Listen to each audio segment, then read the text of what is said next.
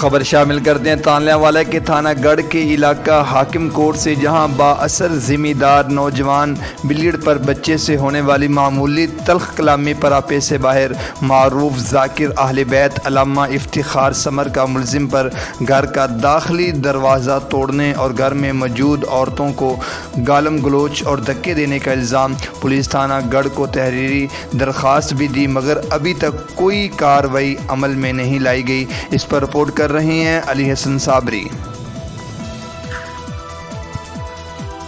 جی، تھانہ گڑھ کا علاقہ ہے حاکم کوٹ، جہاں ذاکر اہل بیت افتخار سمر نے میڈیا نمائندگان کو بتایا کہ اس کے بیٹے علی رضا کی موزہ شادی سعادات میں بلیئرڈ پر کھیلنے کے دوران مقامی ذمہ دار نوجوان اورنگزیب فتیانہ سے معمولی تلخ کلامی ہوئی، جو دیکھتے ہی دیکھتے ہاتھا پائی پر پہنچ گئی۔ میرا بیٹا جان بچاتے ہوئے گھر بھاگ کر آیا، جس نے اندر سے کنڈی لگا لی۔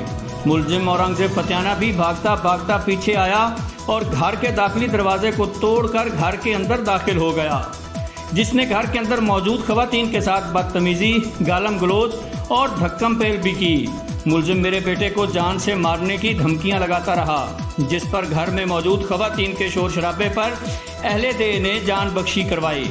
ذاکر افتخار نے مزید بتایا کہ انہوں نے 15 پر پولیس کو اطلاع دی مگر پولیس تھانہ گڑھ نے فون پر حکم دیا کہ تھانے آ کر تحریری درخواست دیں، کارروائی کرتے ہیں، جس پر ابھی تک کارروائی عمل میں نہیں لائی گئی۔ متاثرہ ذاکر اہل بیت کا پولیس کے ارباب اختیار سے نوٹس لینے کا مطالبہ ہے۔ جی